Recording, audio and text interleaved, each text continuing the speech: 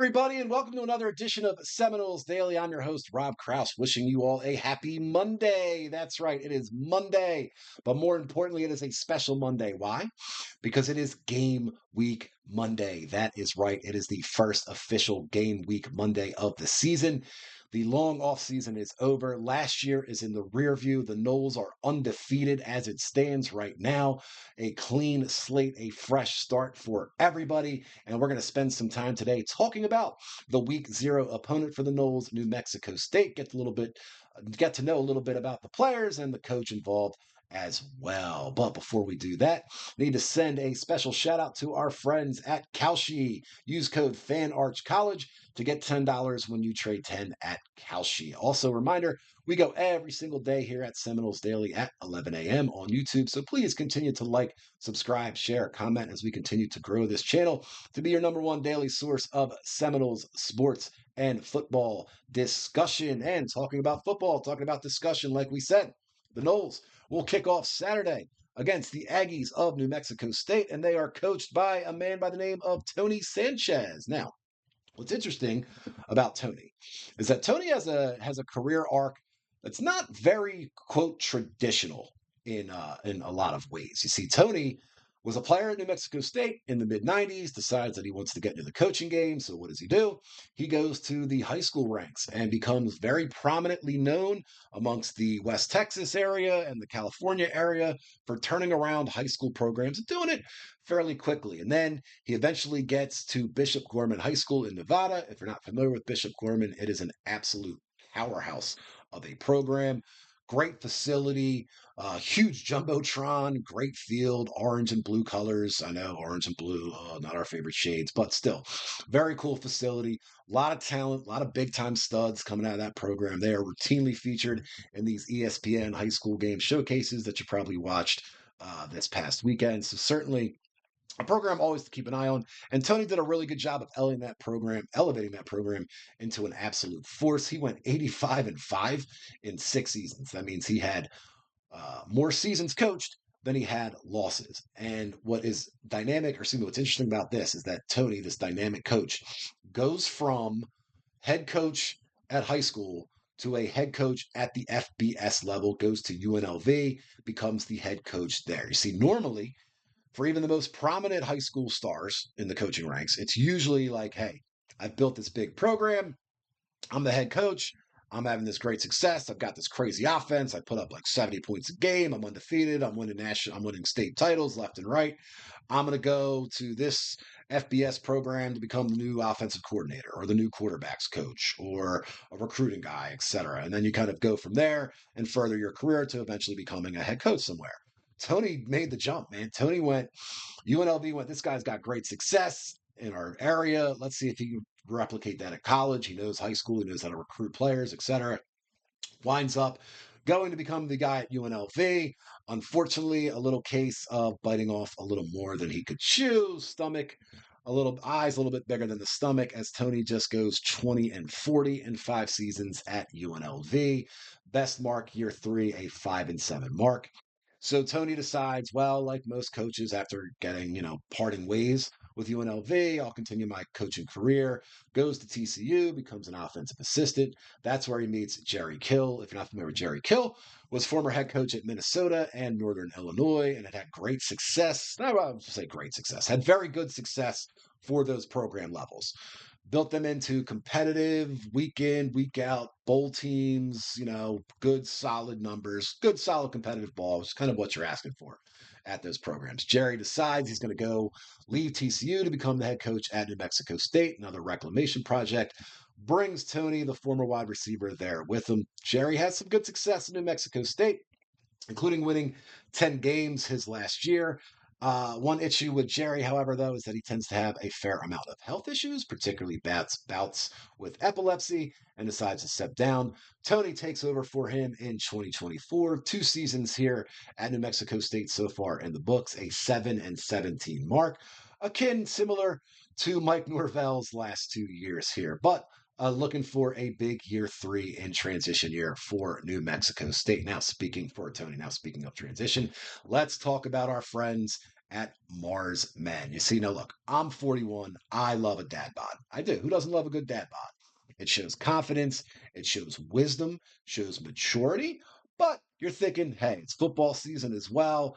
That means summer's over. I don't have to worry about anything. I say, look, when you want to get back in shape, you need to start thinking about summer now, right? You don't think about it in February, don't think about it in March. You get in the habits of thinking about it now. Now, of course, the problem is that when you're 40 plus years old, my body doesn't snap back in shape like it used to, like it did in my 20s. I'm working out the same amount, I'm eating similar foods, but the fat just around my stomach, particularly the obliques, just is sticking around and not going anywhere. And a lot of people think that the classic dad bod just comes from drinking too much beer and eating worse. But for a lot of guys, it's actually not the whole story. You see, as men, as we get older, our bodies reprogram themselves. We naturally start storing more fat, losing muscle faster. And the main reason for that is testosterone. Most men's testosterone levels start to dip as early as their 30s. When that happens, it becomes easier to gain fat, especially around your stomach, around your obliques. And here's the frustrating part: the more body fat you get,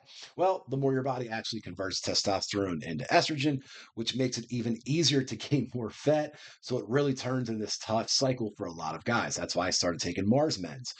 Mars Men is a natural supplement designed to support healthy testosterone levels, which can help your body burn fat more efficiently and build lean muscle. When your hormones are working the way they're supposed to, a lot of things get easier. Workouts, energy, even staying lean improves. It's basically helping your body get back to running like it did 20 years ago. No weird stimulants or synthetic hormones, just real natural ingredients like Tonkat Ali, She Legit, zinc, boron, and more, supporting your healthy T levels, weight management, and exercise performance. And the quality is legit, man. It's made in the USA, third party tested, and now available at GNC nationwide.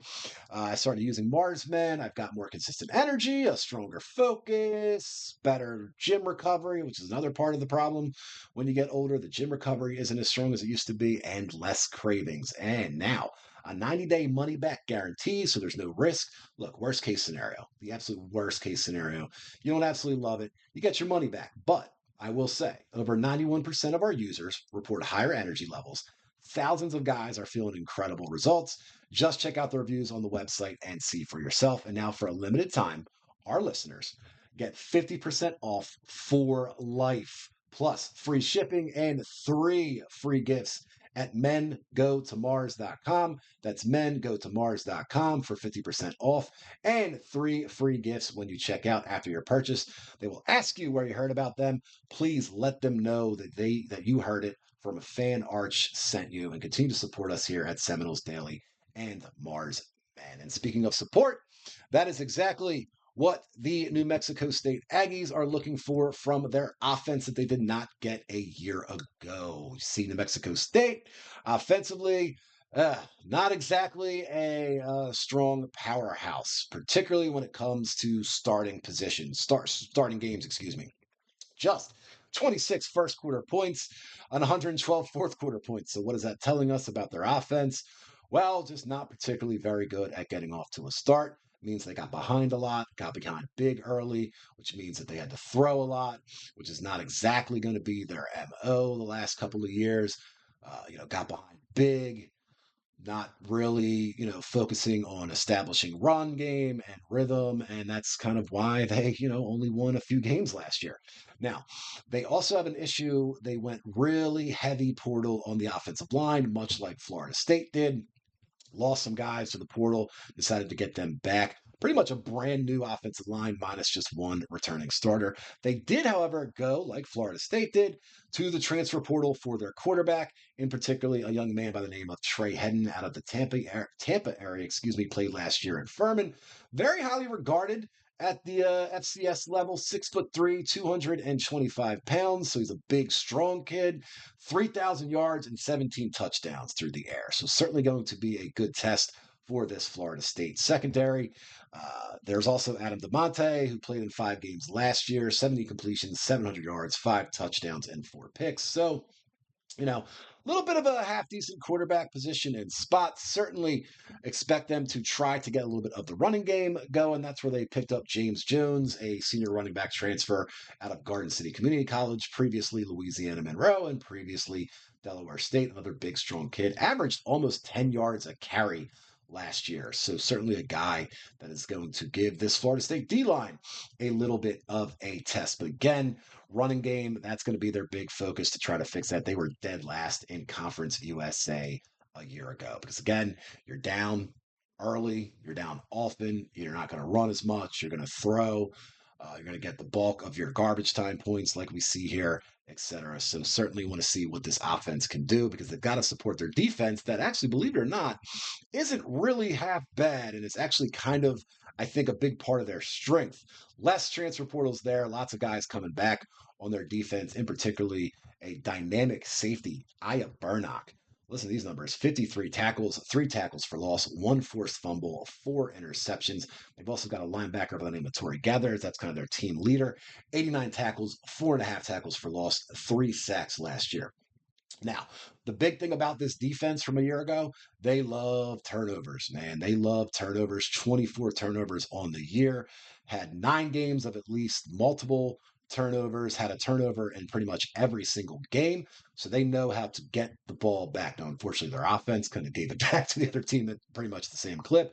But either way, defensively, they are going out, getting that ball back, which again, something that Mike Norvell and Florida State wants to work on this year is ball security. If New Mexico State's going to try to keep this a game, certainly going to, try to do that with getting the ball back, thinking about turnovers. Love a defense like that. Now, the drawbacks, kind of expected at this level when you are kind of in the lower the G6 level, is depth. There is pretty much no real depth. They got, like I said, they got a couple of guys that can play, a couple of guys that will probably find themselves in an NFL camp at some point, or competing for an NFL camp, maybe getting there.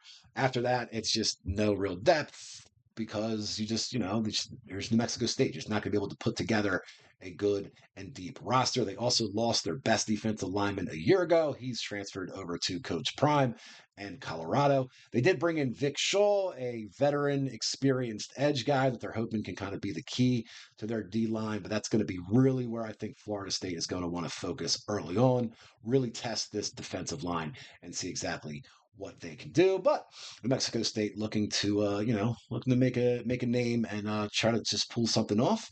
And again, bank on your sensational linebackers, your sensational safety. Try to get the ball back. And speaking of back, college football is back. That's right. The season is back, and so are the predictions. Who makes the playoffs? Who's winning the conference? Who's winning the national title? On Kalshi, America's #1 prediction market platform, lets you trade those predictions in a live market, so there's no house. Currently, right? For example, TCU, you're playing UNC this weekend. Right now, TCU is currently trading at 75%, meaning a $100 trade would pay out $129.49 if they are victorious. On Kalshi, you're trading against peers in a live market, meaning there's no house. And as the probability changes, you can buy in and out of your positions, trade the draft pick, the game, and more on Kalshi. Download the Kalshi app and use code FANARCHCollege to get $20 when you trade $20. Kalshi, Kalshi, Kalshi, trade on anything. And speaking of anything, let's finish up here as we talk about our New Mexico State because, hey, look, it's week 1. Anything can happen, right? Absolutely anything can happen. We've known that. We've seen that under Mike Norvell, unfortunately, in his tenure, unfortunately, with so-called cupcakes, that he has a tendency to, quote, play with his food and give teams some life. That's what New Mexico State is looking for this season. 4-8 a year ago, bringing back a couple of seniors, experienced players on defense, good players at quarterback, good players at running back. Offense really has to rise up. It's year 3 of Tony Sanchez. It's a very pivotal year for Tony if he kind of wants to continue to be the job, to continue to have the job at his alma mater. He's looking for a big year. Schedule-wise, they avoid Kennesaw State. That's always pretty good, avoiding one of the top, programs in the conference. However, they got to play Liberty. They got to play James Madison. They got to play these type of programs. A lot of them are on the road. So if they're hoping for kind of a big run to the conference, it's probably not necessarily going to happen. Also, they got to play Florida State and Hawaii in the non-conference, so that's not exactly going to be easy there. But I think this is a program, like I said, it's year 3. They brought in some guys who are better than they were a year ago. They've got some players on defense that can play. If they keep that turnover luck, if they figure out their offense, if they kind of take what they've learned or what they'll learn Saturday from Florida State, maybe they give it a good effort. And I can see this team, winning a couple of games that they shouldn't necessarily win. And maybe they get to 6 wins. Maybe they get to 7 wins. Maybe they even get to 8 wins. Maybe they go 8 wins. And all of a sudden, you're feeling pretty darn good about all of that, right? Just if they happen to kind of have everything go their way. Turnover luck continues. Injury luck feels their way. This is a team that could be competing for a bowl spot, which, hey, if you're on the level at New Mexico State and kind of your historic program, look, not the not the worst thing ever to get to a bowl, which I think they've only done maybe a handful of times. I think it's like 3 times maybe in their history that they've gotten to a bowl. So keep an eye out for New Mexico State. So this is kind of our game week Monday. We will be back tomorrow, 11 a.m. Tuesday. We will be doing a depth chart breakdown. Wednesday, we're going to talk a little bit about the ACC as a whole, the upcoming games there. Thursday will probably be our matchup breakdown of this game there. Friday, you want to tune in. Fridays this year will be our official preview prediction thread. Our preview video, if you will, where we will give you all of that stuff. So a lot of stuff coming, man. The season's back. The season is back. I'm excited. The Noles are back. Football is back. It's the fall. The weather's great. Everybody's in a great mood. Pumpkin spice everything. There's sweaters, there's shorts. You're wearing hoodies and slippers. It's a good time. There's a fire in the fireplace if you got one. Just love this time of year. I'm so glad it's back. I'm so glad you're here to join us every single day at 11 a.m. as well. We will close with Game Week Pride. With Game Week Pride, we say, go Noles.